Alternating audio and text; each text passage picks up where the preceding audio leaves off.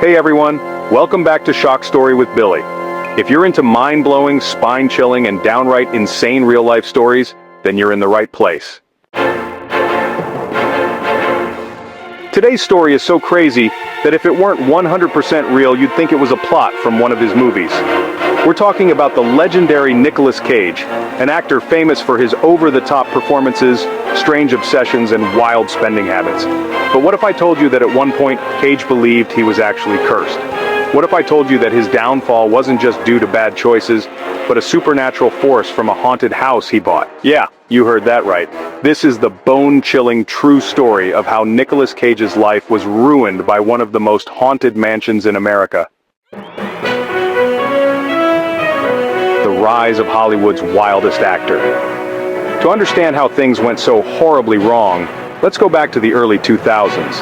By this time, Nicolas Cage wasn't just a star, he was one of the highest-paid actors in the world.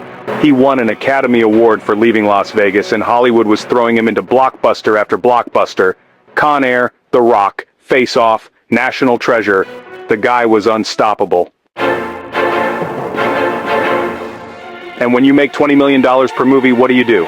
You spend it. But Cage wasn't just spending on normal rich guy stuff.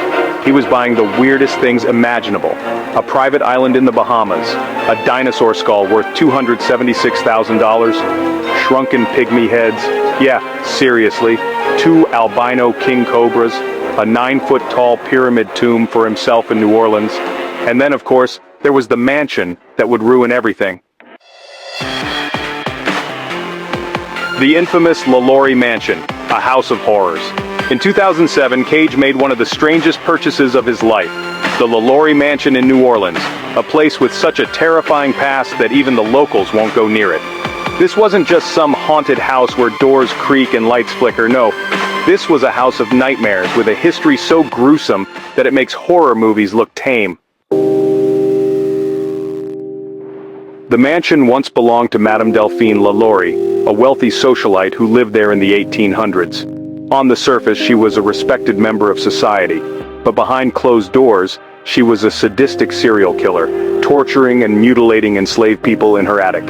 Some of the horrific discoveries included victims chained to walls covered in deep cuts, a woman with her limbs broken and reset in unnatural positions, people with holes drilled into their skulls, one man found with his skin peeled off in spirals. When a fire broke out in 1834, rescuers discovered her torture chamber, and a mob stormed the mansion. But LaLaurie escaped before she could be brought to justice. She vanished, and to this day, no one knows where or how she died. Since then, the house has been plagued with eerie activity. People report hearing screams, whispers, and phantom footsteps. Some even claim to see shadowy figures moving through the windows at night. And guess who thought it was a good idea to buy this death trap? Yup, Nicolas Cage. The curse takes hold. Cage bought the mansion for $3.45 million, convinced that owning it would inspire him to write a horror novel. But what happened next was no work of fiction. Almost immediately, Cage's life began to collapse. His career went into freefall. Before buying the house, Cage was an A-list actor commanding $20 million per film. After buying it, his career nosedived. Studios stopped offering him major roles, and soon he was taking any job he could get, even in cheap straight-to-DVD movies. Financial disaster hits. At his peak, Cage had a fortune of $150 million, but after buying the mansion, his finances spiraled out of control. He owed the IRS $14 million in unpaid taxes, and suddenly, he was broke. Cage was forced to sell off almost everything he owned: the haunted mansion, his private island, several luxury homes, castles, and rare cars. Public humiliation. As his financial troubles became public, Cage became a punchline in the media. He went from being a respected, Oscar-winning actor to the guy starring in movies like Left Behind and Jiu-Jitsu, films no one had ever heard of.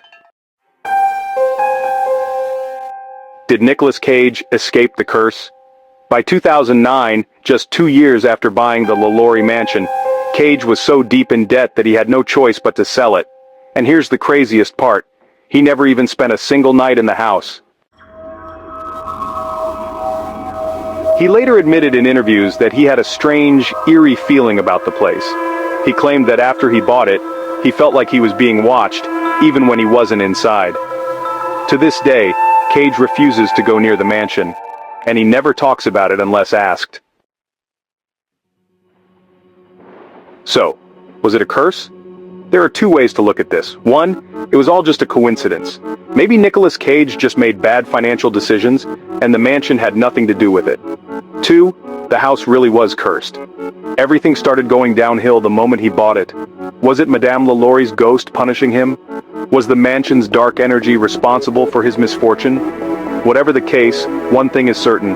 Nicolas Cage's life was never the same after buying that house. Final thoughts. So, what do you think? Was Nicolas Cage really cursed, or did he just make a really bad investment? Let us know in the comments. And if you love insane true stories like this, make sure to like, subscribe, and hit that notification bell, because here at Shock Story, we bring you the wildest, weirdest, and most shocking stories from around the world. Until next time, stay curious, stay shocked, and for the love of everything, don't buy haunted mansions.